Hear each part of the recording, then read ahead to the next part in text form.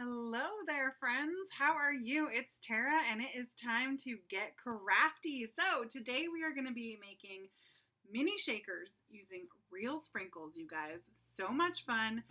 This card was a blast to make. I, as you can see, used legit Betty Crocker sprinkles on this card. So not necessarily edible, but it's legit, right? Like it's real sprinkles. So I also needed a lot of sparkle because when you're making a card that's like sprinkle themed, you need sparkles. It's for a 1-year-old, and so obviously she needs sparkle. So I busted out my Simon Says Stamp assortment of glitter cardstock, you guys. This is one of the assortment packs that they have. I don't 100% know if they have this exact assortment anymore, but you can see that when you get their assortments, you get a ton of colors, the sparkliest, most gorgeous, like most phenomenal. It's so good. So good. So I am going to be creating just the shakers in today's technique tutorial video. You can see that my background is already done. I selected 3 glitter papers that match the background colors for my card. If you're interested in the background, I did create a tutorial specifically just on that, which I will link here for you. So you can check that out and see how I made the background. But today we're going to focus on the shaker. And for that, we are going to use the Lawn Fawn Stitched Scallop Circle Frame dies. I looked over here because they're still sitting on the desk. I couldn't remember what they were called.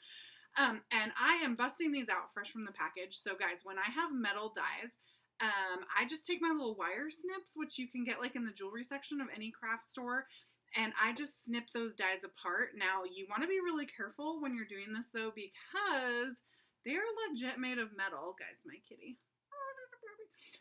And it's sharp and pokey. Look at that. Like that will cause some damage if you don't snip that off. So I went off screen and I hold them inside my garbage can and then I snip them because those little metal pieces will fly across the room. And trust me, oh hi baby. Trust me, you don't want that to be in your foot later when you're walking around. So that's what I did. So I took that second smallest stitched scallop circle frame and I'm using my little baby, what is this guy called?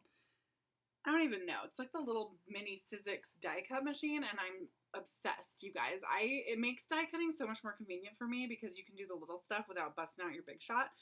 And I did 3 of these. I cut 3 of those little circle stitch scallop frame guys out of there. I only showed you a couple because, as you notice, this video is in like legit real time, you guys. I didn't speed it up at all because it's a technique tutorial, so I want you to be able to really see like everything that I'm doing at real time, you know, so it's nice and easy to understand. But and now I'm taking my glitter papers. This is the back of my glitter, my sparkle glitter paper, and I'm just using the inside of that frame die to use as a size guide to cut a little piece of the glitter paper out. Now you want it to be bigger than the inside but smaller than the outside, right? Because you don't want to see it outside the frame. In retrospect, I will tell you, I should have cut these a little bit bigger because they were like almost exactly the size of the inside of my die cut, and it was not quite enough overhang. I mean, I made it work, but I would have liked a little bit more excess around here. So just, you know, I keep it real around here. There's a lot of boo-boos that I learned while I was doing this, especially because I've been out of the game for like ever, so my technique is a little off. But I will point out everything I do that I could have done better. So now I'm going to use some acetate. This happens to be heat-resistant acetate. For this particular card, you don't have to use heat-resistant. You could use any kind of acetate, clear plastic, whatever you got, you guys. Stamp packaging, whatever. Doesn't matter. Make it work.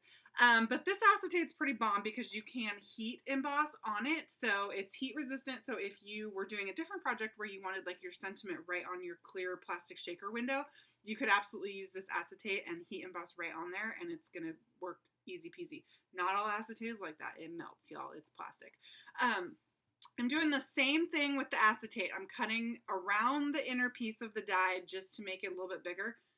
Same concept, you guys. Should have left a little bit more room on these. Also, you live and learn, right? It totally worked out for me in the end, but I do a whole step that basically ended up being useless because I didn't leave quite enough space for it all. So anyway, it is what it is. So now that I have my 3 pieces, I have my frame, I have my backing, I have my acetate, right? We can start building the actual shakers. So we're going to build independent shakers, okay? Sometimes I build a shaker right on a card.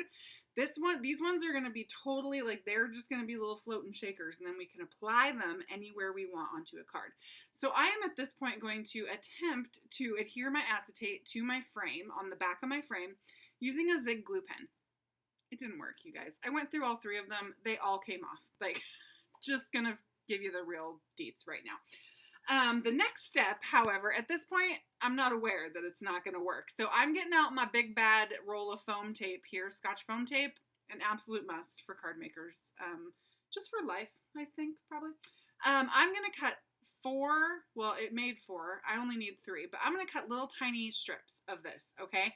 Because I need them to fit around that frame without showing on the outside or the inside, right? So it's got to be super, super thin. So I cut 3 of those little tiny strips. Now, before I start working with it, I'm going to peel the back off, okay? This makes it pliable, and you can bend it and shape it and do whatever you need to do. So as I started to apply this to my little baby shaker here is when I realized my acetate's not sticking. So I had a moment where I was like, should I stop here and like re-glue it? And then I was like, you know what? The foam tape is sticky. I'm just going to stick the acetate to the thing with the foam tape. So that worked for me in this instance. If that didn't work, I probably would have busted out like my multimedia mat here and used like a stronger adhesive. So you go all the way around the circle and then you snip it off at the end. Now I'm using sprinkles. They're uber super tiny. So you want to make sure that the ends of your shaker are touching, because your sprinkles are just going to pour right out of there if they're not like flesh up above. If you were doing something thicker than sprinkles, you could put another layer of foam tape on top and make your shaker wider so that there was more shaky room. But again, sprinkles, uber super tiny, right? So now I got a coffee filter out to catch all the extra. I did something earlier with the sprinkles, which you'll be able to see on the start to finish video, which eventually, once I make it, will be linked here for you to see the whole project start to finish, every process I used. But I just use a coffee filter to catch the extras because sprinkles bounce, y'all. They hit that plastic and they just like, it's crazy. And then I'm taking my glitter backer. Again, do you see how it needed to be just a smidge bigger to really be like super effective? And I'm pushing it onto the back of the foam tape to basically seal the sprinkles in. Now, you could have chosen to adhere your glitter to the card and then built your shaker directly on the card. I decided I wanted my shakers to be freestanding so I could put them wherever I wanted, because I wasn't 100% sure on my card design yet, okay? Because I don't think through everything all the way. So you can see my completed shaker. It's independent. It does its own jam. One of these, not gonna lie, I had to cut a whole separate piece of white paper to go around the back because my glitter was not big enough to stick to my tape. So improvise, y'all.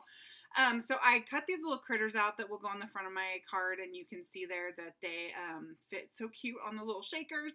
So here's where you can see how fun it is to have those independent shakers. So I figured out the layout on my card finally, and all I'm going to do is use my ATG gun to put some adhesive right on the back of the shakers because they stand alone, and then just stick them right to the front of my card. So just another fun way to build a shaker, you guys. You can obviously do this with any kind of frame die. You can do it with any kind of background, any stamp set, whatever you need to see. So that is a nice, slow, in-depth look at how to build a little mini shaker with sprinkles and have it be independent and stick anywhere you want on your card. You can see how the finished card came together with all 3 of those little shaker guys on there.